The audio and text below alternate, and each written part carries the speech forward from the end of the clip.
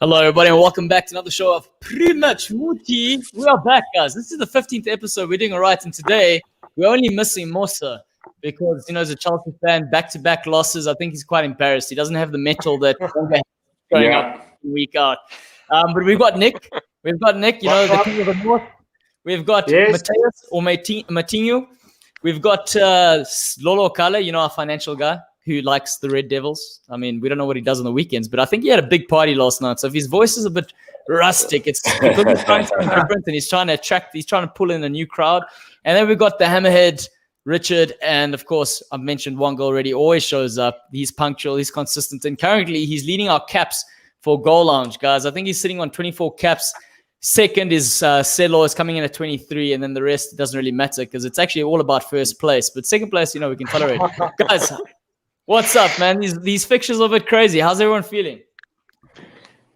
Yes, I think you're excited. You must be very excited with that last minute winner, isn't it? Yeah, he's happy. He's the happiest man. Happiest man in the world. I was debating. Sure. If it was Harry Kane scoring in the last minute, I don't think he would be as jovial as he is right now. No. And it was even sweet to the fact that it was Bobby. And I started baiting Celo on Twitter, and the admin guy of our Twitter account on Goal Lounge got carried away. Said something very rude. It said poking. Hey man, Claudio's poking you there. I'm like, poking. Who knew the Facebook lingo was out the window, and that, with the new kids today, poking means something completely different. But let's kick off with the first game we're going to talk about. We focus on the Wolves-Chelsea game, 2-1. Now, like I said, Mosa's not here because I don't think he's brave enough to show his face, and I hope he hears this afterwards. But 2-1, guys. Wolves snatched this right at the end of the game. Who watched it? Can anyone talk about it? I didn't watch the game, but I can talk about the chances that not that they missed, but that Kudzuma hit the post. Pedro Neto almost got a penalty, but what I'm shocked is that he didn't get a yellow card for the dive because it was a clear dive, right? Definitely, that's something I did see. Yeah, so that was a clear dive. Obviously, the ref had given a penalty. And then the ref overturned his decision because it was a clear and obvious mistake. But then when he goes back, it's a drop ball. And it should be a foul against Pedro Neto, and he should get a yellow card, which he didn't. So that's something that needs to be. What's the story with VAR there? Are they allowed to go back and book him? Because I don't think they are allowed to actually give him a card for diving, having looked at it. I think it's not within their jurisdiction to say, okay, let's give him a booking. As far as I know, you can do it for red cards and stuff like that. But as far as yellows go, I'm not sure if they're actually allowed to do it, which is quite a stupid rule in my opinion. Because it was the worst dive I've seen in a long time, and he definitely deserved to be booked for it. So that's true. It's unlike the Everton Leicester one where Ayoze Perez Gomez nicked the ball. There was contact, but obviously he got the ball before he got the man, and it was deemed not to be a penalty. But at least, okay, cool, that's a fair one. But the Neto one, definitely a yellow card. But I think Chelsea, with 2 losses in a row, they need to be a bit, afraid of what's going on. I think they were a bit too overconfident and cocky and stuff. But Wolves, with their 2 Portuguese wingers, definitely showed up, and they surprised me in terms of managing to beat Chelsea. But I want to ask you guys. I thought that was such a sucker punch, though. They were pushing towards the end, and then boom, on the counter, Wolves will hurt you. So, I don't know. I don't think it's doom and gloom for Chelsea. I mean, that's their first game they've lost they've lost 2 now on the spin, but before that, it was since September or something silly. So, I mean, obviously, it's a little bit of a stumbling block, and it's not an easy team. But damn, that was a sucker punch. I was like, shit, they're going to go and score. They were on their way to sort of attack, and then boom, before you know it, they've lost the game. I couldn't believe it. But I mean, the goals from Podence, I mean, Podence has played, very well. I mean, since he's, appeared. Even when he came on against Man City, causing problems, and the goal he scored against Arsenal, Arsenal's not the best defense, but that was quality. I mean, the finish. And even now against Chelsea, I mean other players wouldn't have caused. I mean, he literally opened that for himself. He shouldn't have scored there. He caused the opening, caused James to commit himself, moved him to the side, and put the ball in the upper. I mean, the keeper wasn't even expecting it that side. I also would never expected that side. I don't think anyone is expecting him to go that way. But yeah, I think Podence. I think I like that player. I like him a lot. Can't lie to you. Are you going to sign him? Oh, I think they'd be lucky to sign him. Why would he move down the table like that? That's what it's That is the problem. But Chelsea, I think, it's a test for them now. I've always said that teams as soon as they're most vulnerable, I mean, after they've lost the game. Now that's 2 in a row. I know Nick is saying, of course, it's just 2 in a row. I mean, it was a sucker punch. Hey, but he can start a trend. And I think Lampard will be fully aware of that now. He don't want to start a trend. But not a trend like you guys, right? Exactly my point. Exactly my point. You know, I think what Chelsea most this season people haven't yet. Sorry, go. I was going to say for Chelsea this season still haven't beaten a team in the top half. And I think that's a bit of a statement for all the money they've spent, the squad they've got, the expectations they came into this season with. And you've got to, if they were going to push for a title challenge, you've got to take points against those around you. And so far this season, they haven't beat any team that's been in the top half when they've played them, and that's quite a big problem. And I think that's something they're going to have to address because the doubts will set in. And like you said, Wonga, it could become a trend. They can then next time they come up against a side who's maybe 7th, 8th, 9th or whatever, they can think, oh, are we going to be able to pull this off? Do we need to be careful? And that's going to change the way they play. And I think that it could become a serious problem for them. So they need to get on top of that. They need to find a way to kind of make it work in a way that they haven't yet. They're not quite firing. We've seen them play. They've played some fantastic games. The game against Spurs, the intensity was huge. They could have beaten us. It could have gone either way that game, but they were there. They were right there matching us toe to toe. And in other games, they just seem to not quite be as dominant as you expect from them. Similar to the way City have been this season to a certain extent. And I think that both of those sides have got a question mark over how effective they can be against sides who are not necessarily going to give them the room or going to kind of sit back and try to play tie the back and then hit them on the counter. I think that has proven to be an issue for them. So they're going to have to find a way to address that if they are going to be one of the serious contenders for the title. Thanks, Matt. Thanks for asking the hard questions because this is what I wanted to post to everyone here. And, it would have been nice if Mosa could have given us the Chelsea perspective as to where they are from a fan base. But when we're looking at a Chelsea and how they've set up, particularly, he's got Kai Havertz. Obviously, he's had the COVID scenario, so there's a lot to deal with there. You've also got Timo Werner, but both these players that they've signed for big money aren't playing in positions that they were thriving in at their previous clubs. Like, if you're going to take Kai Havertz in particular, Kai Havertz played 4 positions over 4 years at Bayer Leverkusen. In the space of 4 months, he's played all 4 different positions. If you look at, and that I'm referring to, he's played a false 9, he's played a bit of a 10, he's played on the right, he's played an 8, he's played a little bit of everything. And then you got Timo Werner, who they're just trying to move around and see where, they seem to be settling on the left-hand side, but far out left. Now, what we've noted, or what I've noticed about Timo, is that he's quality on the ball. He's got the pace, so he's always going to get you something if he's making runs in behind from the back post and following up. But to beat a man outright in the wing, I don't think he's got the touches for that. So that's where they're struggling. My question mark with regards to Lampard, I understand he's got new players. Maybe this is a bit of his inexperience as a manager, knowing how to play to his players' strengths as opposed to making them fit into a system. I don't know, Silo, are you agreeing with me? I don't know what your thoughts are with regards to what I'm suggesting here. No, I hear you. You sign players, being attracted to certain qualities that they have, that they possess, and they can add to your team. So you can't sign we spoke about it previously, where we spoke about like a Jolinton and a Sebastian Haller, where maybe in teams that they were playing at, they were having a different style of play, and that suited them best. And you obviously were attracted to them because of those attributes. But then when you bring them to your team, you don't play to their strengths. So Timo Werner one is quite interesting because he's a forward. He's a forward. Obviously in the similar, almost like a similar mold to your Salahs and your Manes, but he doesn't, as you say, doesn't get past players. The Kai Havertz one is interesting because I think he's definitely a number 10. And obviously now they're and he's saying that as well. Yeah, he's a number 10. He's a number 10. So he should be playing a 4-2-3-1 with him in the number 10 role. Maybe with a Kante. But you see, then obviously, where does that leave Mason Mount? Because can Mason Mount play in a pivot? And I don't think he can. I think it was working well for them when they were playing a 4-3-3. It's just I think it's not gelling with Havertz, but also COVID, man. I think it takes a bit of time for people to recover from COVID, unless you're Cristiano Ronaldo or Zlatan Ibrahimovic.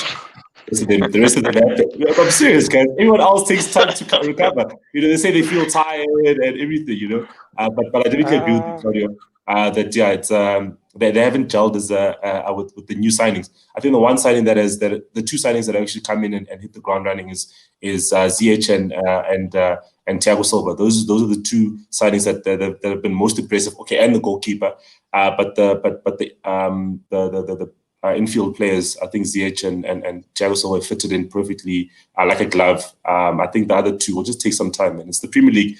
Players take some time. Take some 12 months. Not everyone can be Bruno Fernandes. 100%, yeah. And just before we move on, because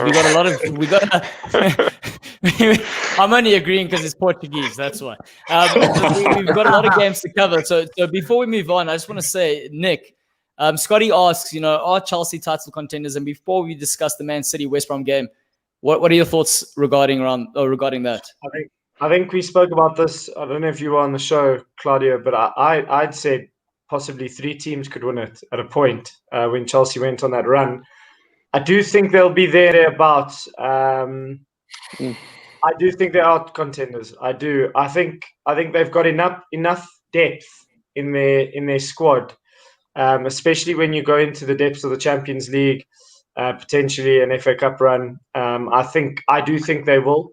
I do think they possess enough talent to go and go on another run per se, but they do. I think, as Matt says, they need to figure out how to win these matches that are sort of their stumbling blocks at the moment. But it's not going to be easy. I mean, Liverpool's obviously proving to be very, very, very consistent. You've got a Spurs now who's dropped points.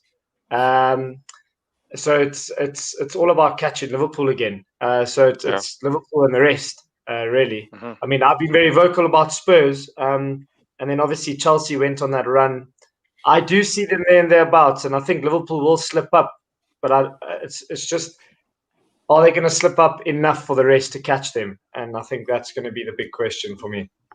All right, but let's talk about slipping up. Let's talk about the slipping up.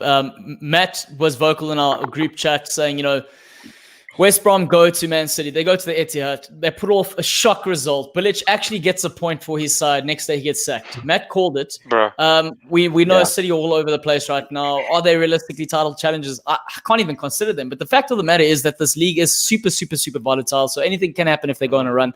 But Matt, tell me, I mean, you were the first one to call this. Why? What made you the prophet of doom here? Yeah, just you can see from the early days, West Brom a couple of sides were struggling at the beginning of the season, but West Brom were the ones who were struggling that people hadn't expected to struggle that badly. A few people had said they may be in the relegation battles, but people expected Fulham to be bottom, so no one really kind of batted an eyelid at them struggling. West Brom were underperforming significantly from the get-go, and also maybe it says more about Man City that only drawing at the Etihad is enough to get you sacked these days. But I think Bilic has been, and he's not a bad manager. He's had some good results here and there, but I think for this season with West Brom, he's really struggled. They have not done what they need to do. They're sinking fast, and as a result, they've brought in trademarked safe pair of hands Sam Allardyce. And which I think, and as I mentioned before the show, I think that's a warning bell to Arsenal, because who are they going to turn to when they get stuck in their relegation battle? Who are they going to be able to Tony Pulis. There we go. Call him up. Sign him up, go. Big Sam will keep him up, without a doubt. But if Tony Pulis is coming in there, hasn't Rory Delap retired? So I think Arsenal would have to try and persuade him to come out of retirement. I don't know. But talking about Sam Allardyce, Nick, you've experienced him as a manager. So has Rich. You guys, we all know about his infamous.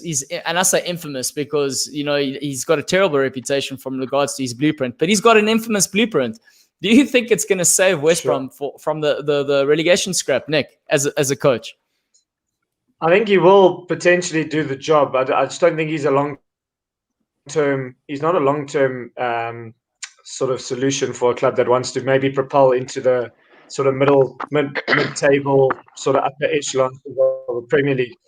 He took over from Kevin Keegan. I mean, Kevin Keegan's the messiah at Newcastle. He comes, gives us hope. Mike Ashley and him fall out, and then we get Fat Sam. And for me, Fat Sam, his ego is bigger than his stomach, unfortunately, and his stomach's pretty big.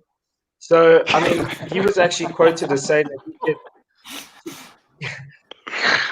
he was quoted as saying that he could coach Real Madrid. He's good enough to coach Real Madrid. I remember. No ways. And yeah, he is a little bit deluded, but he is very sure about sort of what he can get out of a team. And you know what? He's proved it. He's never been relegated. So I wouldn't put it past him doing it again. But he's not for me. He's not someone I'd want long term if I wanna get my team up the table and challenge it for things. The thing I would say there is the sides that he's rescued from relegation in the past usually have a half decent spine in there who've just been mismanaged to that point. The difference with West Brom is I don't know how much, if they've got a squad that's actually good enough to get them out of this situation. I think if they'd started off a little bit better, they probably would have plugged along and just survived.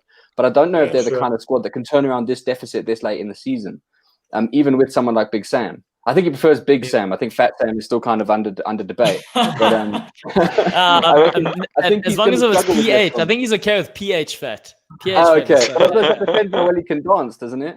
And I hope none of us ever get to see that. Yeah, we know English people can't dance. Say, Matinho, I've seen you dance. Matt, I agree with you. And his the squad might not be good enough. But I was actually listening to his first press conference now, and the question he put there, the journalist asked, said, "Listen, you're not shy to ask for money," and he said, "We have discussed it, and he will dip into the transfer window, and you will maybe see, maybe Kevin Nolan coming off the touchline, leaving West Ham's touchline." Sorry, go ahead. What's the guy's name? That Bolton striker, Kevin Davies, right? Kevin Davies. Yeah. They must get Kevin Davies and Nolan to come back, and then they'll be. Throw JJ or Kocha might as well come in the mix as well. Get that whole gang together.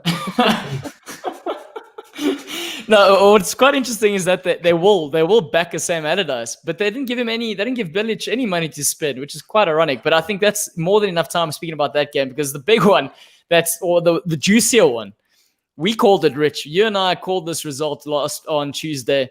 Arsenal Southampton. Wonga denga. It's 1 point, not 0 points, 1 point. Can you live with 1 point? Yeah, I can take it. But it was disappointing. Even when Theo Walcott after the game says that he saw in Arsenal, it seems like guys were scared. And I don't know what he meant by that, but his goal, yes, it was open gates. It was like, let's go Walcott. And his finish was pretty much composed. I didn't expect that from him. I can't lie to you. I expected one flat foot hit and he has no composure for you guys, but he has composure against you. And he's done that. He's done that twice this season. I think it's the second time he scored a goal like that now. But Arsenal coming back. I mean, they looked hungry for a bit, like they wanted to win. But I just felt, especially even in the first half, like I was watching it and I was like, hey guys, we are getting pumped here. This Southampton can beat us. It's not like, just like in the past days where maybe they'll trouble us here and there, but yes, it was probably most of the game where they could have actually scored a goal. They were on top of us. Come second half, the guys, it took the halftime break for us to wake up a bit. In Ketia, they changed him, gets a start. I'm not sure if it's his first Premier League start, but he started and he got an assist. I was pretty happy with that. It's one change and it was one outcome. We actually get a goal. I hope Arteta just keeps him on the next game, because he's actually literally proven that he should. I know it's just one game, but you should reward the guy. I mean, like I said, it's been missing week in, week out. So I think now Arteta just needs to, give Nketiah the start the next game. And Aubameyang, I think hopefully this gives him confidence into the next game. Leicester. We'll get to Leicester, but yeah, I think I can be happy. It's not a loss. It's better. What's one better than the zero? Wonga, but I just want to say this: it's not one, it's not two, it's 3 red cards in 5 games. 5 games, yeah. Is this a lack of discipline or Arteta just not knowing how to take the steering wheel? You keep joking about Ole being behind the wheel, but what wheel is Arteta behind? These players are jumping out the window of the bus. Yeah, I mean the first 2, Pepe and Xhaka, reckless. Expected from Xhaka. Pepe, I don't know what the hell is going on with him. Gabriel, the first tackle was mindless. I don't know what the hell he was doing. Again, I think maybe it's just, I think the pressure's gotten to him now as well. Like he needs to win the game. But the second yellow, I don't know. I thought it was a bit soft. I mean, geez, the guys were literally, even their legs got tied together. I just thought it was soft, but Wonga, but the issue is the player's he's just been booked. He's just been booked. It's 5 minutes, and he goes in again. He doesn't like that's where the heads are gone. There's no leadership there. But I think again, just what I was saying, I honestly think it's the pressure of them trying to win now. They're in a horrible spot. I think the pressure is getting to them. They can't deal with it. And I think this is where I think as well the fans can help them. You've got 4,000 fans in there. They need to do something, because they like I said, they're going to be watching and expecting, and it shouldn't be like that. They need to be watching and helping them, support them, and help them win the game, because they're going in there like, no, we want to win. You guys go out there and they want to win, and they're really, the pressure on them is immense. They're down there in the bottom, and I think right now you can see they're crumbling. They can't handle it. I like the fact that you mentioned the fans, because out of a show of hands with everyone here, if we got to talk about fans in the Premier League, who would you say are the most toxic fans in the Premier League? And if I raise my Arsenal, exactly. Arsenal. And I had a conversation yesterday. I was on a Zoom call yesterday with there's like a Liverpool forum here in South Africa, and they get dudes from like Man TV and to come speak. And there was the guy who started Man TV. His name is Chris, and they were talking about he knows Robbie very well from Arsenal TV. And he was saying for him, and he's had the conversation, he said for him, what Robbie does, he works really hard and he puts out content and people love the content. But for him, the content it is quite poisonous in a way. It is toxic. And he says from a Liverpool perspective, from a Man TV perspective, he would never, ever put anything like that, because that's not what he's about. That's not what he feels Liverpool's about. So what's interesting for me is when we're looking at an Arsenal audience, I freaking love tuning into an Arsenal TV as soon as the result is terrible. So, and that's kind of the content that's being created. So let's talk about that. You saying, Arsenal need the fans to be behind them. But Arsenal are like, they're kind of in this loop where they turn on each other. It's like a snake eating its own tail. I mean, you see, I think also with that, even the Arsenal TV is very toxic. I won't lie, but it's what gets him the views. And I remember that's exactly why Arsenal have literally they separated themselves from them. They're like, and that was a long time ago. As soon as it was early days when they started, they're like, my man, sorry, you can't be part of us. And now he was on he had his own show. But what I'm saying is, even I'm talking about even in the past, they say that what do they call it? They call it the Emirates and stuff. They say it's the library. I'm talking about that. The guys are just watching. Some fans are just watching. But I think the Arsenal TV, the only toxic thing about it is that it's showing a small group of the fans. It's showing 6, maybe 7. I think guys have actually got problems. I don't think they're stable as well. Those people are stable people.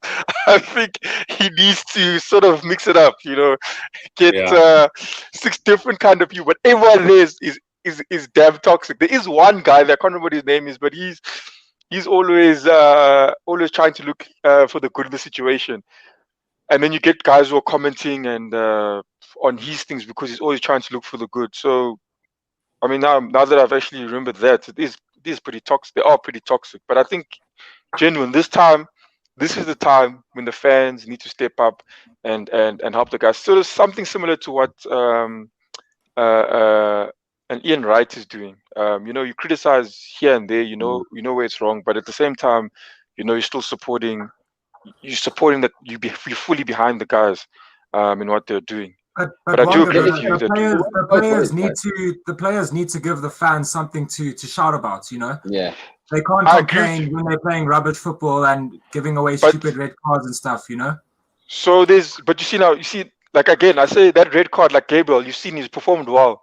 And now you're in a game now, you are losing. I mean, you're in a situation now, you've just been losing. And now, like, the last game was the one in fact, the one against Tottenham was, okay, this is the game we're supposed to win. It's going to give us confidence beating someone that's top of the log. Now they lose it. Now the next game, okay, you're playing a West Brom. Was it West Brom that they played? But anyways, they lost it. And now you're up now against Southampton. I think the guys, honestly, they're panicking. I think Arteta as well. He's also swapped Nketiah and those guys a bit. Swapped Nketiah too late. He should have swapped him a long time ago. Should have given that guy a chance a long time ago. I think it's a combination. The manager. I told you, Europa League players need to get a chance, man. Yes, but the manager needs to, like I said a long time, the manager needs to show that, look, he's playing players, yes, based on their ability, but also on merit, on how they're performing. Just like he said with Ozil, he said they had reached an agreement with Ozil because obviously the merit wasn't there, so he needs to apply that into the game. Once he's doing that, fans can see that, then they'll understand where the problem is as well. I think it's a whole combination, but honestly, there's not much a fan can do. I mean, what's complaining going to do? It's literally just put those guys under pressure. I think that's what I'm saying. Personally, I think we need to get the big Arsene Wenger jacket back, and he must be able to at least wear that. He mustn't wear that swag on the side when he's getting results like he's getting. He doesn't deserve to look so nice. Arteta.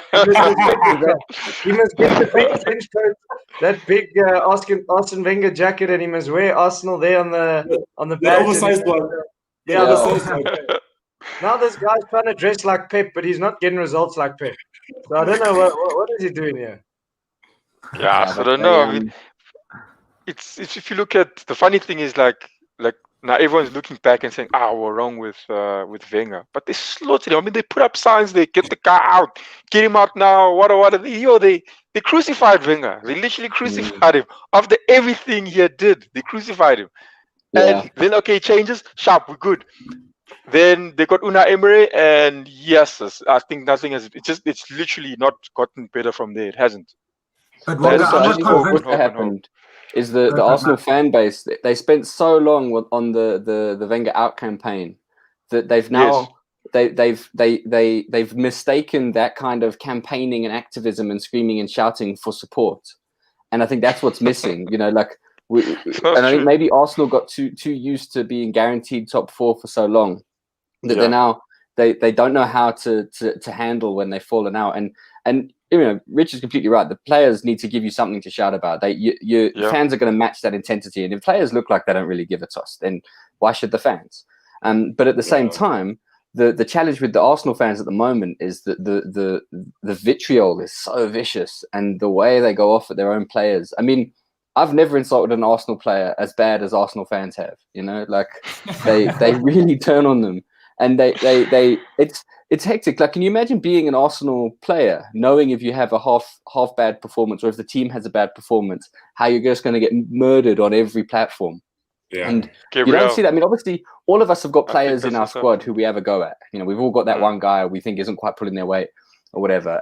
But for the most part, most clubs are kind of, you support your team and get behind them even when they're in a bad spot. But it doesn't feel like that's the most vocal part of the Arsenal support. And it's probably not everyone, but the bit you see the most of are the guys who just seem a little bit unhinged and really just don't know how to support the team, but rather just expect constant success, which is weird because they've clearly been watching Arsenal for a while. So I don't know where that expectation comes from. But there you go. No, it's true. Yeah. Like, for me, I've also been in that position. I'm not expecting much now. From them, otherwise you're gonna get hurt. You can't be dumb. I mean, look at Man Utd when they were out the Champions League. They took it on the chin. They got David Moyes coming in. They sorted him out quick. But they sorted him out. But I don't think. Yeah, Man Utd, they weren't happy with him. They had the players to go through. But if you look at Arsenal, our team it's almost half and half. I mean, it's not. You got a top quality player there, and the rest. I mean, I think Saka for me also good quality. The goal was really started by him on the weekend, and quite exceptional skill to do that. And I'm looking just at him, like I said. I can say Tierney, but the rest, even Gabriel also good as well. Yeah, we've got Ozil. Ozil is top quality, but he's not playing. But again, the rest are just bang average, midfield bang average. You can't expect to be in top. Look at the top 6 teams now, and you look at our team. It's one guy. Remember Edu over the weekend saying that or it wasn't over the weekend, it was the other day. But he was saying what Arsenal's missing is that creative midfield type, someone who can kind of turn on the creativity. And it's like, Ozil sitting there at home playing PlayStation with Gunner's Forest. That's what I'm saying. Like, what's going on in that club? That the guy who's looking for the players is just saying something like that. I mean, really. Yeah, man. And Chad says it here. Chad says it here. It says once they fix the Ozil situation, the team can be a team again. Richard, what did you want to ask him? Ask Wonga. No, I was just saying, I worry about the mentality. You look at social media and you look at Saka coming out saying Arsenal fans deserve better, which is fair enough. And then you've got Aubameyang, who's the leader, who's more worried about people slagging him off for not scoring goals. You got to be positive as a leader. You got to, give the fans something to be proud of. I think he's self-absorbed at the moment. And as a leader of that football club, he's got to be doing more. You've got young Saka coming out, showing a better understanding of what the Arsenal fans expect. And that's not good enough. You need a leader. Aubameyang has to do more for me. So I question the mentality there. Even the Arsenal. I do not think at this point in time. I don't think they have a leader, and to expect Aubameyang to step up, give him the armband, and expect it just to happen, it's not going to happen. The leader has to be a leader, and then you give the leader the armband. That's what happens. But you know what's funny about that? Armband doesn't make the guy the leader. Wonga, he was a leader when he was playing for a new contract. I'm not gonna lie, he was doing all right. He signed the thing, and now he's vanishing. No, but he was scoring. Aubameyang was scoring goals. Being a leader it's another thing. He doesn't have to be that guy scoring goals. He was scoring goals, and I think it was even like they questioned the thing about. I remember Henry when he took the armband. They questioned him as well. Was it because he did jart a bit when he put on that armband. But I think a lot of things are changing around him in the team as well. But right, I honestly don't think about it. We need a. Oh, sorry. Go ahead, Nick. Wonga, do you think Steve Bruce will finish higher than Mikel Arteta this season? I think it's likely. It's likely to happen. He's scoring more goals. It's likely. I can't even lie to you. I can't. Show of hands, guys. Who thinks Steve Bruce? I'm not even being funny. Above Arteta. Show of hands. Yeah, I'm gonna go for that one. Right, just moving on from the game, right? They're sitting on 15th of the log, Arsenal, and they're playing Everton, who've just won 2 games on the trot. Some momentum seemingly to be gathered there from Ancelotti and his boys, so it's not going to be an easy game for Arsenal next. But let's talk about a game that wasn't easy. And, I like this game. I like this game largely because Nick keeps saying how they're going to run out of steam. Leeds are going to run out of steam. Bielsa, what he's doing, it's just impossible to keep going. And it's almost like Bielsa was listening to our show because 5 of the best. 5 of the best. Five. I told him. So wait, let's playing Nick's team today. First and foremost, okay, where are they on the log? Okay, we're talking about this. They've done so much. No, you got two. The way they talk in the media is as if Bielsa's changed football, and he's this godsend that's sitting 14th in on the Premier League table. Like, give me a break. If they're going to play against better teams, and I'll tell you what, like, obviously I'm an advocate for Newcastle, but we absolutely shite most of the time. And that game was 2-2 up until the 78th minute. And it could have gone any other way. Yes, we did concede the last 15 minutes with added on time was an absolute shambles, and Steve Bruce needs to take blame. leaving 2v2 against the team who base themselves on quick transitions is absolutely murderous. And I'll blame Steve Bruce all the time because there's always something he's done wrong. He leaves our best passer of the ball on the bench. John Joe Shelby's fit on the bench. Andy Carroll, we're trying to chase the game. He sits on the bench. We've got now options with Dwight Gale. Almiron, who's our most creative player at the moment, he sits on the bench. So I just don't know where to go from here. Against the Leeds team, and I had a bit of an argument with someone on Twitter, and they said, "Yeah, we battered Newcastle." Yeah, it's great. They scored 5 goals, but they also conceded 2, and their keeper kept them in the game. We also hit the post, and we should have had a penalty at 1-1 when VAR decided not to go back. His Callum Wilson's legs get absolutely chopped, and they look at it and they say there's absolutely nothing wrong with it. He gets the ball, but he gets his Achilles tendon to kick the ball. His Achilles tendon moves his foot forward and kicks the ball away. At 1-1, we score that in the second half. We go 2-1 up, and that changes the game for me. Yes, I am bitter. Fuck you, Scotty. It doesn't make sense though, Nick. I agree with you though, because obviously we know how vulnerable Leeds are from set pieces. It showed again in the Newcastle game. So for me, Carroll at 2-2 would have been a prime guy to bring off the bench because they cannot defend corners. And even against West Ham, they struggled. So for me, that was a no-brainer, and he really missed a trick there. That could have been the game changer. So strange one there. Especially at that point, even at 3-2 down, I mean, the game was swinging all over the place. They are a fitter team than us. We were absolutely ragged at the end because they do run your socks off. And we did make a couple of mistakes in our own box. I mean, Longstaff, absolutely murderous in his box. He just has to kick the ball out. And he's trying to take 2-3 touches. And that's the second time he's done that this season. By the way, he's gone backwards since Bruce has taken over because he was actually becoming a little bit of a player under Benitez.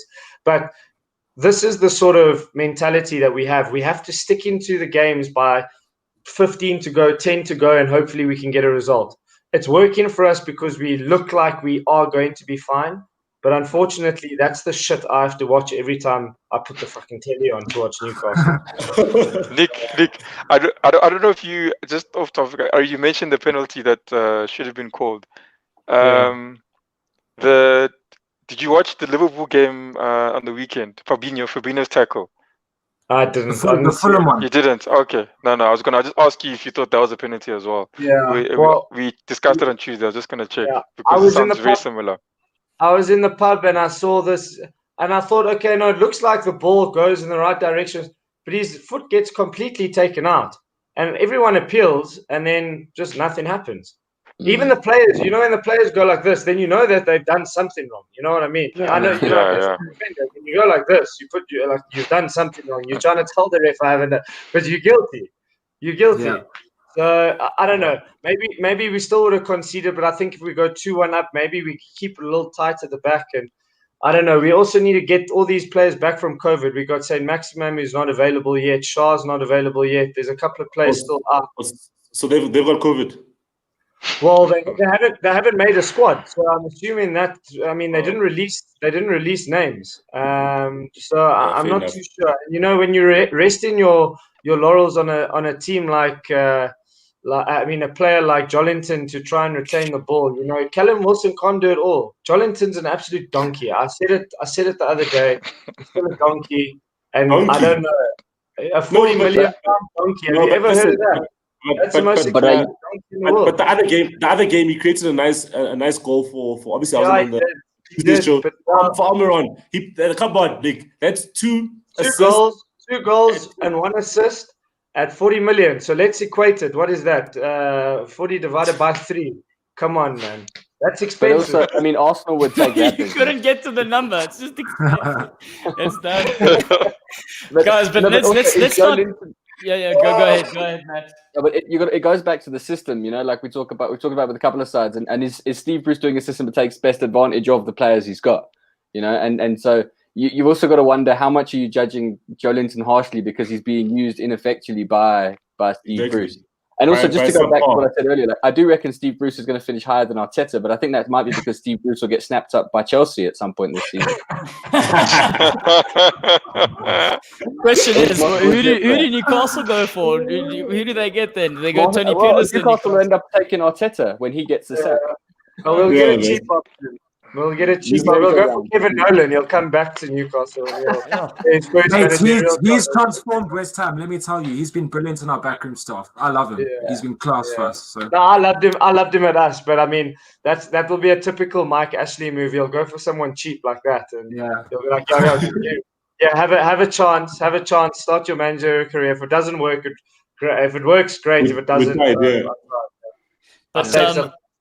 Rich, I like the fact that you've mentioned your backroom staff, because let's talk about West Ham Crystal Palace. That's the next game we should focus on. You have been arguing week in, week out, or at least when you're on the show. I mean, we know he's got a terrible attendance record, guys. He's not the fittest of players in our squad. But he's been going on about Christian Haller, or about Haller not scoring goals. Sebastian, thank you very much. It's almost as if he's been listening to the show and he's gone, you know what? Fuck you, Richard. Here's a bicycle kick. Now shut your fucking mouth. That's kind of where he's headed. Am I right there, Rich? Yeah, no, absolutely. Fair play. He shut my mouth up for that game, that's for sure. I hope he can do it more this season, because he hasn't done it near enough. He's a really, really frustrating player to watch, because, you know, for large spells this season, he's been a passenger for us and he's let us down. But, you know, I'll give him all the credit in the world for that goal, because that was an absolute rocket. I don't know what it is with West Ham Crystal Palace, but we love scoring bicycles. Carroll did it a couple seasons back. Now Haller's just plucked one into the top bins. And yeah, I was delighted for him, because he, as Nick said earlier with Jolinton, you know, they've come with a big price tag and they've got to live up to it. And for 2.5 seasons, he's been a donkey for West Ham, you know, that's putting it mildly. So I'm delighted for him and I hope that he can kick on, but I'm far from convinced by Sebastian Haller. Hopefully he can prove me wrong. Tell me, Rich, with that sending off of Benteke, I watched Roy Hodgson's interview. It looked like he was about to have a heart attack when he was talking about it. And at his age, we need to be concerned about stuff.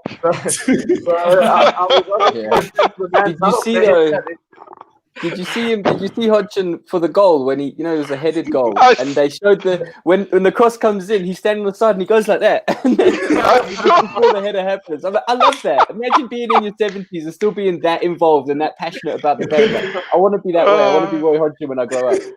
Look, if I was Roy Hodgson, I'd be disappointed with the sending off. I must be honest, because when Carroll played for West Ham, he used to get sent off for the exact same things, and I used to pull my hair out. The second one was worse than the first one. I think the first yellow was extremely harsh, but the second one, he did catch him in the face, so I can kind of understand it. But if I'm Roy Hodgson, I'm really, really frustrated and disappointed, because for me, it's a really, really soft way to be sent off. And what disappointed me about West Ham is that from there, we really should have kicked on and won the game. But I just didn't see enough. It was a bit of an off night for us. But I'm not too upset, because it's a point. Palace have just picked up some really decent results.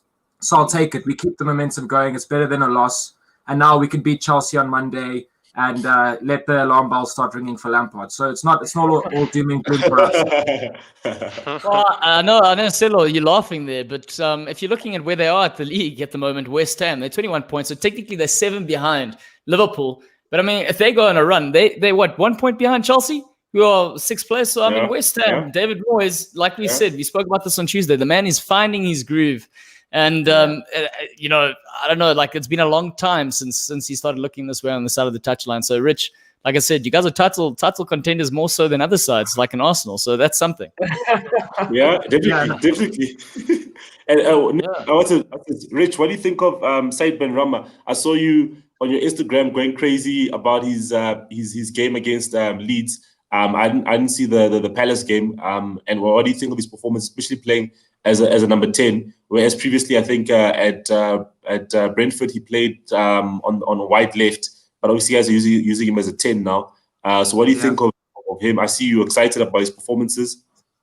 Yeah, no, big time. The Leeds game, he was fantastic. I remember there was a 1-on-1 with Calvin Phillips and he made him look absolutely stupid. Yeah. But in this game, he had his moments, but it wasn't his best game. He kind of went missing a bit. And that's something that Nick and I have actually spoken about a couple of times on the group that we're on. He can be so good on his day, but he does tend to go missing at times. And I'm hoping this campaign he can be our playmaker. I think Moyes has got to give him a run of games. As soon as he signed him, he bedded him in. He came on 4 substitute appearances for 15 minutes, got 3 assists. So we can see what he can do. But now he just needs a run of games. I think against Chelsea, it could be the perfect game for him to get off the mark. I wouldn't be surprised if he gets on the score sheet in that game. And furthermore, the fact that we did the double over Chelsea last season gives us a lot of confidence. So I have You're already looking to the future, Rich. You're positive, man. Absolutely.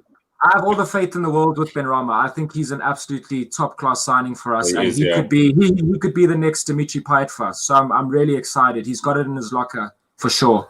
Just needs to be more consistent. No, he's exciting. He's exciting to watch. I enjoyed the Leeds game. I just obviously couldn't watch the last one, but I think I'll watch more West Ham games where he starts. Yeah, no, he's class. Rich, overall though, the point against Crystal Palace. I know you're probably going to take it because it's a point. But how did you feel about the result? Did you think it was a fair result in the end? I think so. I don't think we were good enough to get all 3 points. Obviously, before the game, I fancied us and I expected us to win, especially at home. But on paper and as the game progressed, I don't think we did enough to warrant winning it. Even when they went down to 10 men, we didn't take the game to them enough. We had a few decent chances, but I think Palace would have felt really hard done by to come away from the London Stadium with nothing from the game. So I'll take the point. I don't think we deserve to take all 3. I must be brutally honest. Yeah, and that's fair enough. I like the honesty there, Hammerhead. AKA, he does, Scott, he does do stand-up comedy on the side. We just never go watch him because the only person who laughs is you when you're on the show. So, Matt, I wanna ask you something. You've been feeling confident. You did say, the game against Liverpool is going to be a tester. It's going to be a tester, but you were getting loud chirping Wonga before the game. Now we're talking about 1 points, 3 points, etc. in terms of what Rich was saying. Mourinho, yesterday after the game, they asked him, they said, would you have been happy with a point? And he said, no, we're disappointed. We wanted all 3 points. What did you think about yesterday's performance? And do you feel like Mourinho said that you guys were the better team? So I think, obviously he's going to say that he does what he does. I think for the first 30 minutes, we were nowhere in the game. You guys were all over us. And it was not our normal game plan. Like, obviously we always sit back, soak up pressure and hit on the counter. But for the first 30 minutes, we weren't even getting an out ball. We were just sitting there and being pummeled. And then when the goal came, that kind of changed the dynamic a little bit. You guys seemed to ease off slightly and give us a bit more space. And then I felt it was a more even contest. And the equalizer was completely true to form. As soon as, Wonga spoke about it earlier, as soon as the ball was at Son's feet, you just felt it was a goal. There was no two ways about it. And I think at halftime, I felt it could have gone either way. I sort of felt like we'd gotten back into it and we had a real chance. And we started off the second half really strongly. We were really coming at you guys. We were actually on the front foot more. We weren't sitting back and waiting for the counter. We were kind of the aggressors. And we had some interesting chances. Kane had a few. Bergwijn obviously hit the post. I don't know if I'd go so far as to say we were the better side. I think, also put your hand up and say losing to Liverpool at Anfield is it's not a rarity. You guys are beating everyone at home at the moment. So it's not it's not something that we should necessarily feel too bad about. I think what it does is it indicates that there's still a long way to go in terms of getting Tottenham to Premier League level. Yeah. And you guys on balance were probably, and I think Scott's right. I think you were, over the course of the match, you were better. But Spurs we could have come away with a draw. I think there was a couple of chances. Harry Kane had the open head where he would have, 19 times out of 100 would have put it away. Bergwijn hitting the post. There were opportunities for us to kind of stay there and make this a draw. And I think for Spurs fans, it was kind of frustrating because we do feel like we could have gotten more from the game. But at the same time, you've got to also be honest and say, look, beating Liverpool at home, it's not something that's going to happen very often. And I think it does kind of put into perspective how much further we've still got to go this season. If we are going to have a serious title challenge, we've got to see this as a blip and get straight back on it, win our next 3 games and keep biting at your heels. Don't let the pressure up. You guys have got to feel us. Breathing down your neck. So that's the big challenge now. We've had kind of one kind of pressure where we're leading the pack and we've got to perform to stay at the front, and we've experienced that a little bit. Now there's another kind where we're chasing and we've got to capitalize on any mistake that Liverpool make. We've got to see if we can pull that off. Mourinho will be absolutely livid that he lost the game in the way he did, because with added on time and conceding a set piece, the way he's set up, he will be livid. He showed a lot of. He put a front on where he tried to say his team was better if they weren't. I'm not arguing that, but he will be livid because to concede a corner, to go and the corner's taken, and then one of the smaller players on the field gets up and scores a header. That will grate him, because you know what? I'll tell you what. If he went away with a point, that was a victory for him, because he's still top of the log then. Exactly.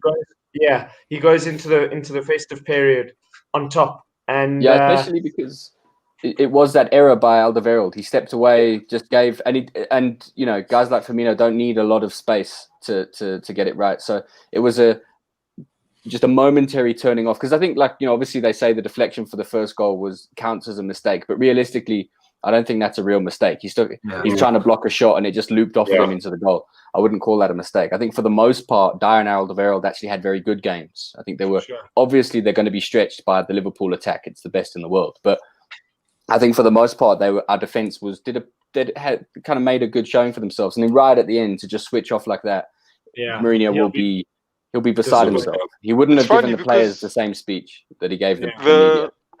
The commentator before, when Harry Kane missed his header, the commentator was saying that the game before, I think last season, the same thing happened. They were 1-1, and Harry Kane had a chance to finish the game, and he missed it. And he was wondering, and he sort of jinxed him. He said, I wonder if it's going to give them the same thing, because Liverpool went on to win that game 2-1. And I honestly felt, when I watched the game, watching it, Liverpool were all over Spurs. But then again, I remember what Nick was saying is that, you know what, do you think Mourinho planned to have 80% ball position? No, he knew coming to the game, and that's what he's expecting, and he's going to just literally try and work off that. And I think in that sense, then Mourinho, I understand why he would say he was probably the better team in the game, because according to his game plan, he should have won the game. If Harry Kane scores that, I think they win. And you know, that's what I found. No, but Wonga, that's a valid point, because that's what I found interesting after the game. And you got to think of it exactly like that. You know, Mourinho set up his team exactly in that manner. Now, obviously, people watching the football externally are going to go, you know, Liverpool were the better side. But had they taken their chances, Mourinho's plan of execution would have gone to the T and he would have walked away 3 points, right? So how then is he discredited in a sense that, you know, he was the better side? And this is what's interesting, is his tactics were very different to Klopp's, and both of them technically worked. It was just we ended up pulling it off right at the end, so that's why Klopp's getting all the adulation. Whereas had it gone the other way around, you know, and that's where Mourinho is a frustrated figure, because he's like, listen, I planned it. I had 1 or 2 chances. Actually, I had 3 chances second half where I could have put the game to bed early on, and I didn't, and let the Liverpool come back into the game. What I found interesting about Liverpool was exactly that. We spoke about it, Rich and Wonga. We spoke about it on Tuesday. We said Liverpool's going to have the ball. There's going to be a high line. We just don't know who they're going to have at centre back. And, you know, one of the most fascinating things about last night's game was we had Rice Williams, 19-year-old, who made his debut, not against Crystal Palace, not against anyone else. He made his debut against Spurs, Harry Kane, and Son. And you know that's huge. And then we also look at Curtis Jones. Curtis Jones, also 19 years old. If it wasn't for our injury crisis that we have, Mourinho says it isn't one. If it wasn't for that, Curtis Jones would probably still be on the bench. Now all of a sudden he's played 4 games on the trot, and everyone's going jeepers. If he was playing for an Ajax, he'd be worth £50 million. So you're looking at these positives, and you're like, this is the difference when a team is cruising. You can just put anyone in that side, and all of a sudden they start looking like £1 million. Or, you know, and that's an interesting thing. But Scotty, whip out that tiny violin for me, please, because I do want to mention something with regards to Son's goal. I know what it is. Liverpool have been on the other side of the VAR decisions majority of the season, and with the no, guys, no, just hear me out here. I'm okay. I'm okay with how it played out. I'm more than happy, because you looked at it, you drew it, you looked onside, cool. What's happened in the past with the other Liverpool games, they've whooped the line out, then they've whooped out another yellow line, then they've whooped out, but they've not, you know, it's not accurate, it's moving all over the place. And that's why yesterday all the Liverpool fans are like, listen, we haven't experienced that. Why the hell was that check so quick? I couldn't understand it. But you know, it didn't matter. It didn't matter in the end. It was just a different type of experience. And obviously, second half, we speak about, you know, you guys having your chances and vice versa. In the end, Liverpool go top. We still got players coming back to fitness, which is good for us. 3 points, cushion. We're looking good. We're comfortable. And Sela wasn't too happy. He nearly fired our Twitter admin guy because someone tweeted saying it's Liverpool's to lose now and they're in a good position. And the Twitter admin guy said facts. And he said, why is this coming across like a Liverpool account? Yeah, Goalloungetv is a Premier League. It's actually a football account, not a Liverpool football account. So now when Goalloungetv is biased and favoritism, then I have to question City Derby. It's firstly the fact that Liverpool's matches are always spoken about last on this. You know what I mean? You know. I love how he's saying that. I love how he's saying that because the guy who works for Goal Lounge actually just talks facts. So you're talking about the last being spoken. We're going to talk. We're going to talk. But the host of Goal Lounge has a green screen behind him, a beautiful green screen. The other guy, you know what I mean? Come on, man. This is like. I told you guys. Go to Metro. Go buy yourself green fabric. It's waiting for you. It's under the Goal Lounge account. No, but guys, I think the most important thing here, and I think it speaks to the culture of the internet age. The issue for me isn't that whether or not it's in support of one or other club. The issue is that was someone's opinion, and Goal Lounge called it a fact. Like, that is what's wrong with the world. That's true. This is why people end up saying they're not going to take the coronavirus vaccine. Because opinion of fact. That was an interesting opinion. And it was mathematically correct at the time that it was written, but it is not a fact. Yeah, you should have said, do you guys agree with this? You know what I mean? Or fact, question mark. Okay, no, you know what, Matt, you are right. You are right. That was an opinion, but the fact was last night, Liverpool won 2-1 and we're top of the log. That is a fact. But let's move on. Let's move on to, you know, Celo getting sour. Liverpool's always spoken about last. Meanwhile, it's order of the fixture list. I can't help that the Premier League have done this, but who are we talking about next, guys, is tonight's game.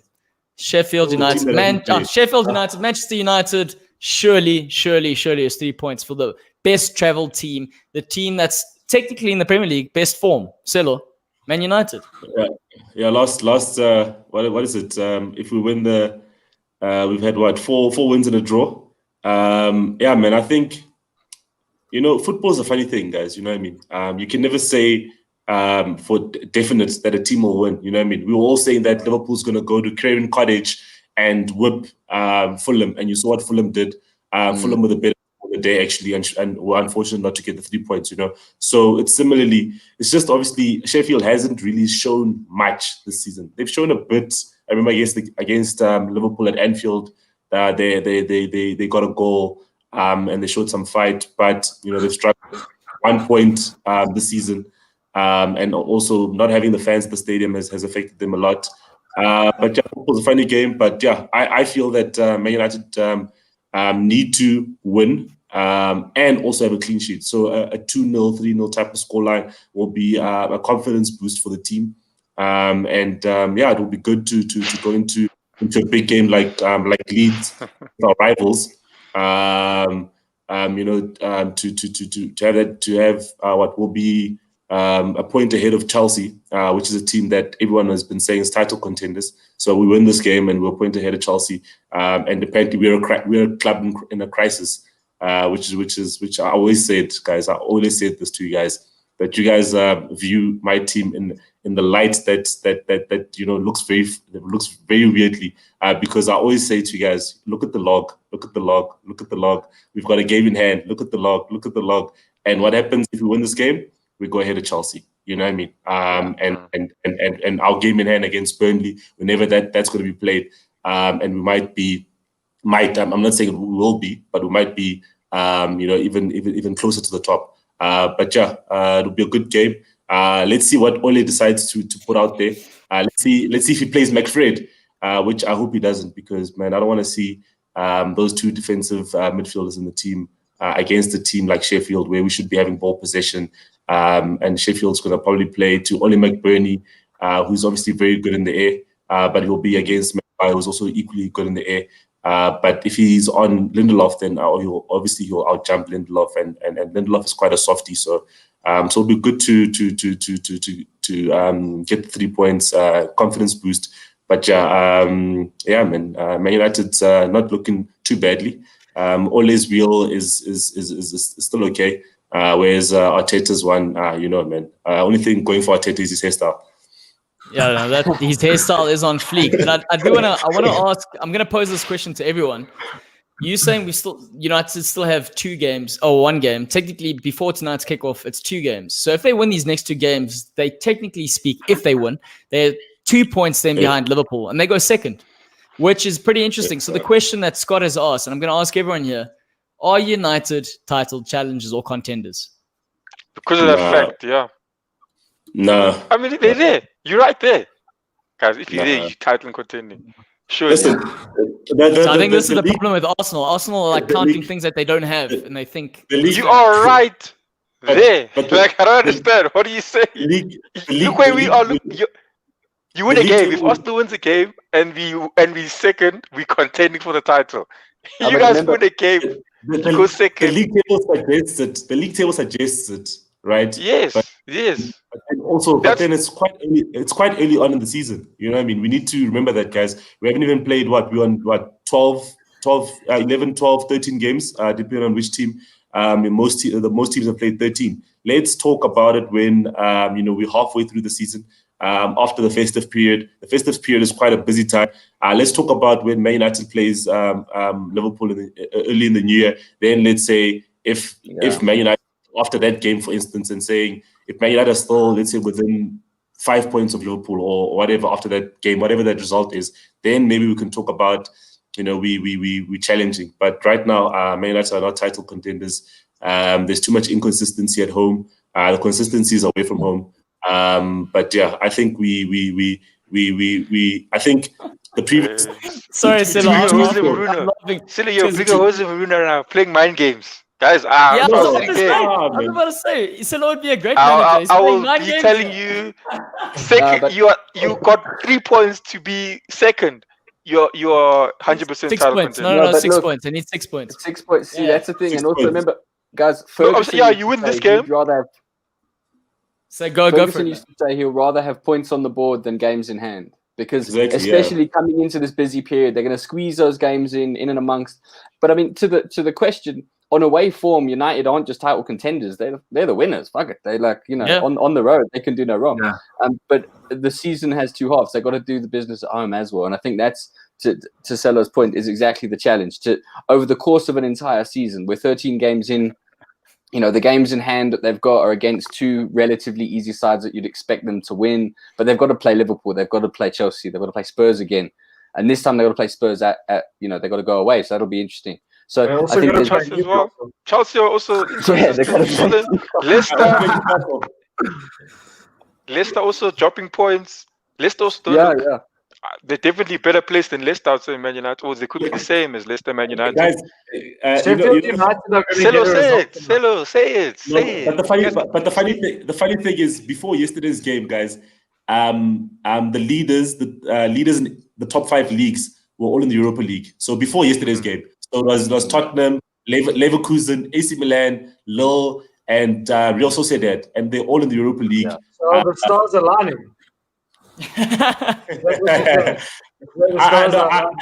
That's what I was getting from that. Yeah, is that what Ole was all along? He was like, "I'm going to compete with the big boys by dropping to the Europa." No, man, I can't say it. Mastermind. I can't say it. I'll be a happy man going into Christmas being in the top 4. That's my aim, is to be going to Christmas in the top 4, and then we can see what happens in 2021, guys. 2020 has been a I think it's a good early Jan is a good place for us to have this discussion again, because there's a lot of fixtures to happen. There's a lot of normalization that's going to happen. Clubs need to catch up. Games that are in hand. Teams are going to play other tough teams. So I think early Jan is even from a Spurs perspective, I've been saying all along, we've got a chance. Let's go for it. But at the same time, I always knew that this Christmas period was going to be a real test for us.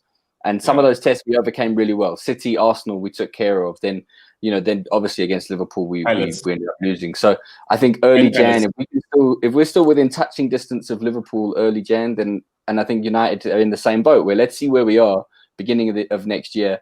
And probably sides like City, Chelsea, Leicester are all having the same kind of discussions where let's normalize it, see what comes out of the December period and see how close we are to the top, and then kind of reevaluate what we need to do to get us over the line. Similarly, at the bottom of the table, clubs are going to be saying, how close are we to Arsenal at the point of Exactly. How far are we from safety? That's true. That's true. Guys, you're going to do a turnaround. We're at the bottom of the turnaround. Yeah. Right. Yeah, exactly. But on that note, Matt, I like that. Let's see where they are. So, and let's talk about where they will be. And that brings us to the next part, and that's the betting corner, lads. So let's talk about what's coming and what our predictions are going to be. First game, and we're always going to start with Wonga, largely because Marcus isn't here today, but Marcus always says Wonga tends to copy everyone else's predictions.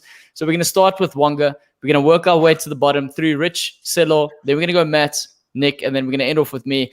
First games, Crystal Palace, Liverpool. Liverpool are traveling to Palace. What are your predictions?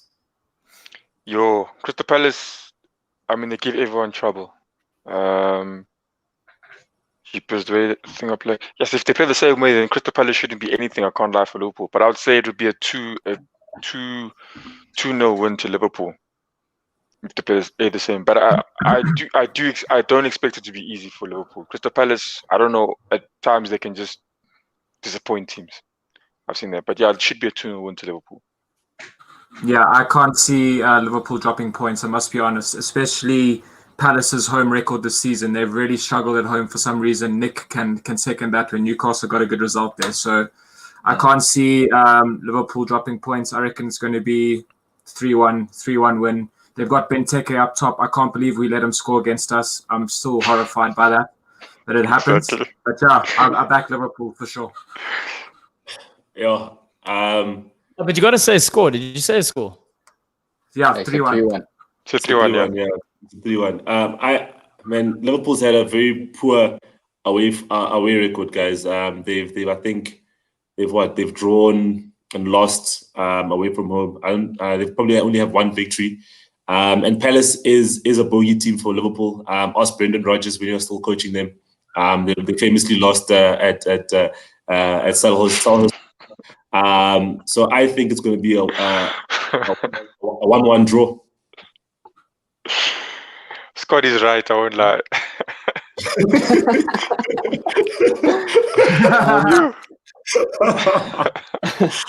Scotty's right, man. Oh, man. So I'm going to say 2-1 Liverpool. I think that I do think Palace are a solid side. I think they got talent across the board. You look at Zaha and Eze, they're just really gelling. Against Spurs, there's something really good there. But I do think Liverpool have got the quality to get it. I think with the difference between Liverpool and Spurs is that Liverpool will be more aggressive from the start and will put Palace on the back foot a lot more. And as much as Palace are a counter-attacking side, there's only so much you can do against a side like Liverpool. So I reckon, although that said, I do think Palace will get a goal out of it because I think Liverpool's slower back line will be punished by Palace's forwards. So I reckon 2-1 Liverpool. They'll come away with the points. I think it's going to be maybe more of a dull affair. I think the games are going to catch up to both teams. I think it will be a win for Liverpool. I think 1-0. I think Palace won't have enough, and I think Liverpool will have more than enough to beat them. But in terms of sort of a high-scoring game, I don't see it. I see a 1-0 win for Liverpool. Yeah, I've got to be on that side of the fence as well, Nick. I think, Liverpool haven't been traveling well, but there've been a lot of variables playing against the results that they haven't been picking up on the road, VAR. But I do think it's going to be a 1-0 side. Fabinho got away with the penalty. Come on. Thank you. Selo agrees with us, Wonga. Thank you. Fabinho got away with the penalty. Come on. That was a clear penalty. Come on. For Salah's push, there's a penalty. Come on. No, man. Come on. You guys are killing the game. You're killing the game. If you call that a penalty, then just remove all tackling from football. That's what Maldini's leg. That was a 1960 tackle. Claudio's going to take his football and go home. That was a 1960 tackle. Okay. Yeah, he's going to go take his football and go home. You're right. He's going to switch off the show. Yeah, that's it. Thank you everyone for tuning in. I'm done right now. Okay, no. Next result, Wonga. Let's see. Southampton, Man City. This is actually quite a tricky one. This is very, very tricky, and I think it's not going to be easy for Pep Guardiola. Yeah, I don't think it'll be easy. but he needs the win. He needs the win. Yeah. And I think Pep Guardiola, I think Southampton, you can't measure them what they did against Arsenal, to be honest with you. I do see Pep Guardiola coming away with the win there. I think even against West Brom, they should have played the game. Even when they played West Brom, I felt that just because of the way things were going, Chelsea losing, I just felt that West Brom were going to get something because of maybe just this December period. And lo and behold, they got it. But yeah, it won't be easy. I'm going to say Man City 1-0 to Man City. 2-1 to Man City. But I can see them scoring 100%. Does anyone know if Aguero is back in training or if he's in contention to be on the bench? Because I knew he was in contention for the West Brom game, but I'm not too sure. Yeah, because Jesus. Yeah, because for me, City with Jesus up front, he's been really poor this season. In saying that, though, I still expect City to take the 3 points. As good as Southampton have been, and as good as Hasenhüttl has managed them and done a job, I fancy City to nick one. So I'm going to say 2-1. 2-1 City. I think. Sorry guys. This just in. Thank you, Scott Woodhouse, for informing the team. Breaking news: Son wins Puska's best goal award for his goal against Burnley last season. Yeah, that was a blinder. That one, he just took it from the halfway line. Ran through. He ran. Oh, I see. Yeah, that was a good goal. Matt, that's your first trophy since what, 2001, I think. Kane got golden boot, bro. And we won that Audi Cup that time in the off season. Come on, man. It's a small wins. It's not the small wins that matter. Yeah, it's a little victory. We've finished what do you guys Arsenal think? like 4 seasons in a row.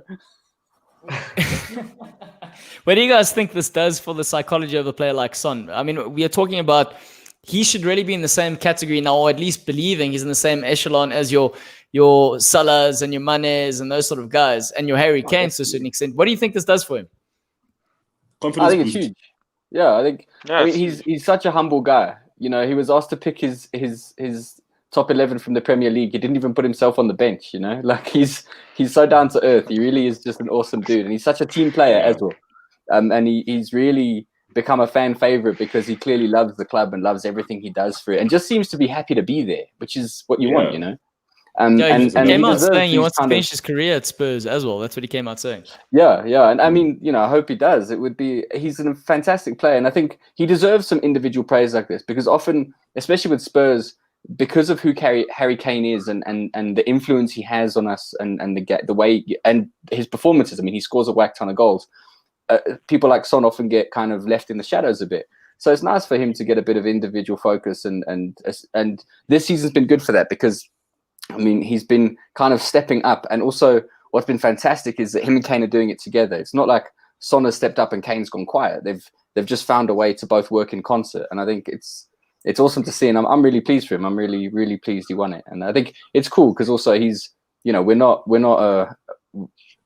a side up in the kind of Real Madrid, Barcelona, Man United kind of echelon in terms of world awareness. So we don't have millions of fans around the world that you can just ring up and say vote for this, because it's a vote.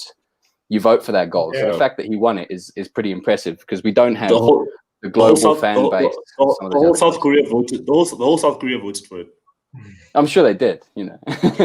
And but it's cool. It's nice for him to get that individual kind of focus and some recognition for the influences he's been having on the games, because he's a phenomenal player. So well done, Sonny. We're still. Is it me for the prediction? Yeah. Man, Southampton have been a good team this season. They play very well. I like the whole attacking options that they have: Che Adams, Armstrong, Redmond, Walcott, and obviously Danny Ings. So I think I think it's a draw, a score draw, a 2-2. A 2-2, definitely. All right, Matty. Yeah, I can see a 2-2. I think both sides have got goals. I think Guardiola's still not quite finding his feet. There's still some work to be done at City. I reckon 2-2. I think City are going to have too much. Their back four, their 2 centre backs in particular, are very, very slow. A great side, Southampton. terms of keeping the ball, but I think they're going to expose that back line. I mean, they've had problems in the past this season, and I think City will have too much for them. So I think a 2-0 win for City. I'm going to side with the Southampton boys. I'm going to say it's a 2-1 victory for the Saints. I just think they're going to be able to do it. I think they're at home. They're organized. It's not going to be easy. And also, Mourinho mentioned something after the Liverpool game saying, if he behaved like Klopp on the touchline, he would have been in a lot more trouble. Well, Pep Guardiola against West Brom did something far worse. Yeah, he was literally trying to grab the time board out of the fourth official's arm. I was like, how does a guy... He looked very petulant. It's like, how does a guy like that get away with it? Mourinho definitely gets sent to the stands for that. But anyway, for me, 2-1 Southampton. Everton Arsenal. Wonga, it's the big one for you. I think Wonga just lost connection there. I won't even lie to you. I didn't know who we're playing this weekend. I just saw it now. Oh God! Guys, it's tough at the Emirates. Wow, man, it's tough. I can't even lie to you. According to what's happened in the past, if I'm going to be honest, I want the win. I can't even say what the score is going to be. I don't think 5. I think Everton will take it 1-0, 2-0 even. I can't see Arsenal scoring. If Aubameyang maybe gets back up, I don't know. Aubameyang's had his goal for this month, bro. Let's say, I say 2-1 to Everton. I think they can maybe get a goal if Ketia starts, but the confidence is not there. Everton are running high. They started the season high. They're up there. Arsenal got too many problems, and it's coming this weekend. Now, 2-1. Yeah, I completely agree. I think the doom and gloom is going to continue for a while longer. So have some tissues nearby, bro. I'm sorry. Ancelotti's got Everton back in form now, and I can't see Arsenal getting anything from this game. So I'm gonna go 2-0. I don't even think Arsenal will score. 2-0 Everton. I think I tend to agree that Everton's going to win because two wins on the trot and 2 clean sheets. Everton win. Let's say 2-1 to Everton. Yeah, I've learned my lesson. I backed Arsenal once this season and it ended in 1-1. So I'm not doing that again. Everton are going to win this 2-0. I don't think it's going to be as easy for Everton. I think they're going to have to pull themselves together at some stage. I think there'll be goals in this one. I think it's a 2-2 draw. Yeah, I think it's exactly that. They've just beaten Chelsea and Leicester City. The confidence is a bit high for Everton, but I think that's what's going to come bite them in the arse. It's one of those situations where the players, they're good players. Some of them are better than the others, but it's as soon as they start winning, they start thinking they're better than what they actually are. So they stop working as hard. So I reckon a draw is probably on the cards there. Another draw there for Arteta. Another point and one more point to get to reach 40, should I say, for Arsenal. Next game, Wonga, Newcastle, Fulham. Ooh, it's going to be a tough one. Newcastle. Fulham have been playing well. I looked at this game. I honestly don't know. I see a 1-1 draw. Yeah, I'm going 1-1 draw as well. I think Fulham will take a lot of confidence from that Liverpool performance. Bobby Reed is banging in the goals. Cavaleiro is looking dangerous. He just needs a goal. So they scored 1 goal. They drew 0-0 the weekend. But I'm saying Bobby Reed this season, I think he's got 4. It's not too bad. It's not too bad. He's been playing decent. So yeah, I think 1-1 draw. Yeah, man. Sorry, Nick, man. I really like the way Fulham played against Liverpool, man. That game was actually quite good. It was a great performance from them. So I see Fulham winning 2-1 with my favorite player. They're going to win away from home. Yeah, Ademola Lookman's gonna get on the score sheet. Yeah, man, that's 2-1 to Fulham. Sorry, Nick. As long as Lookman's not on penalties, sure. Yeah, don't worry. No, don't worry. Cavaleiro is the penalty taker now, so yeah, no, 2-1. So I mean, I hate to do it, Nick, but I'm going to back Fulham too. But I have a reason behind it, and I think that if you look at Newcastle, they set themselves up differently for games that they think they're going to win, and Bruce almost goes into games where he thinks he's going to lose, almost given up. Like, we'll just defend and hope that we don't lose by too much. And then games that he thinks he's going to win, he sets up nicely, and then they get something. You know, when they play more attacking, they open themselves up a bit. And I think Fulham at the moment, they're going to trick Bruce into thinking this is going to be a more one-sided game than it's going to be. You know, and I love Scott Parker. I just think, you know, he looks like a 1930s bad boy. It's just, he's going to come in there all swagger and accent, and he's going to surprise you guys. I think it's going to end up, you know, it's probably going to end 2-1 Fulham, I reckon. Newcastle are going to score first. It's going to feel all very bubbly, and they're going to maybe take their foot off the gas, and then Fulham are going to come in and steal it. Okay, so firstly, before I counter all of you, I also love Parker because he played in my midfield for a long time, so I love the man. But if they don't play Alexander Mitrovic, I don't see us having too much of a problem. To your statement, Matt, where you had suggested that Bruce will set up differently, Newcastle this season has had the lesser amount of possession against every single team we've played this season, and we've played West Brom. That shows you how bad we are. So I do think with some of the individuals that we have in our team, we'll have enough to win the game. Because we've got Callum Wilson, they don't have Callum Wilson. We've got John Joe Shelvey, and if he's got a brain, he'll play him. So I'm going with a 3-1 win. We will concede, but we are going to score 3 goals. It's going to be comfortable. Fulham are going to be in more trouble, and you guys are going to eat your words on Tuesday next week. Part of me hopes you're right, but I don't think you are. No, you know what, Nick? I'm gonna give you some. Everyone's gone against you. I'm gonna be in your corner here, just because I think Fulham don't travel very well. And if this was at the Cottage, just based on what Silla was saying in terms of what happened at the Cottage against Liverpool, then I'd say it's a different story. But the fact that they're going all the way up north, it's far for the comforts of a little club that lives in London, and they live in a posh side of London as well. So I think it's going to be a tough trip for the guys. And I'm going to go 1-0 Newcastle. But the next game, check Nick getting excited. The next game is going to be Spurs Leicester. Wonga, let's have it. Spurs. I think Leicester on bad form.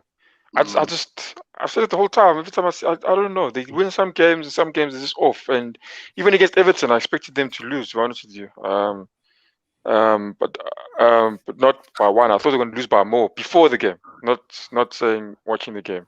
And even now, I think even Spurs watching them against Liverpool, obviously previous games, they're going to definitely take that game. They're going to bring everything to Leicester.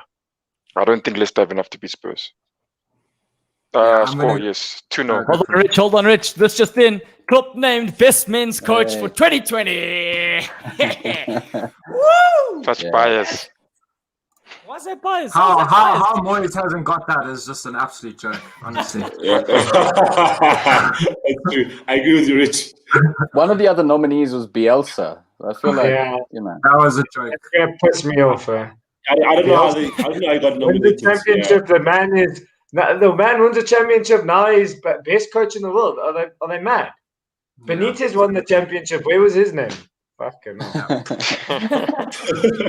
All right, Rich, pick it up. I'm going to go Spurs 2, Leicester 1. It really just depends what Leicester side shows up for this one. They've been so volatile this season. We battered them, then they've gone and battered City 1 week. So you just never really know. But I think Spurs at home, they'll have enough. So I'm going to say 2-1 Spurs. Yeah, I think, Kane and Son, one of them will obviously score, or even both of them. So I think 2-1 to Spurs. I don't think they would drop points for the 3rd game in a row. So I think Spurs 2-1. Leicester are a bit of a bogey team for us. Vardy always seems to score against us, but I think Mourinho will approach this game the same way he approached City, Chelsea, Arsenal, Liverpool.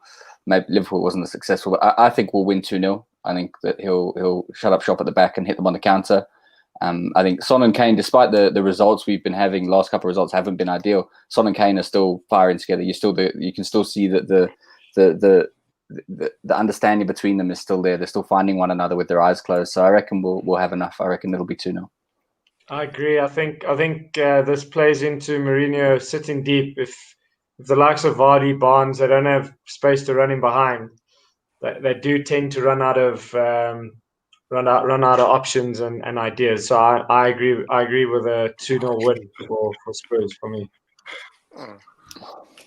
Yeah, I'm gonna back the Portuguese maestro.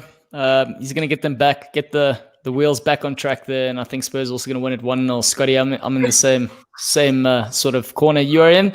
And to finish off, guys, the London derby, Chelsea hosting West Ham. Wonga. Chelsea. Every time if a team is losing bad form, now he's lost twice in a row. West Ham are gonna just look to put not a coffin, but maybe not a nail into the coffin. Maybe just one more nail into that coffin. I honestly think West Ham can disappoint and get away with even a win. I would say a 1-0 win to West Ham. It'll be a tough fight. They're gonna come in there. Yeah, they're gonna look to wound them even more. I think they're going. There's some sort of synergy happening between Rich and Wonga. On Tuesday, they had a good session without me when I disappeared, and now they're sitting next to each other in the same chat room. There's something happening here. There's some sort of bond. Yeah, I think West Ham win. You know why? Wonga wants to swap positions with Rich. That's why, man. He wants to be teams. He wants to know what size shirt Richard wears. See if they can swap.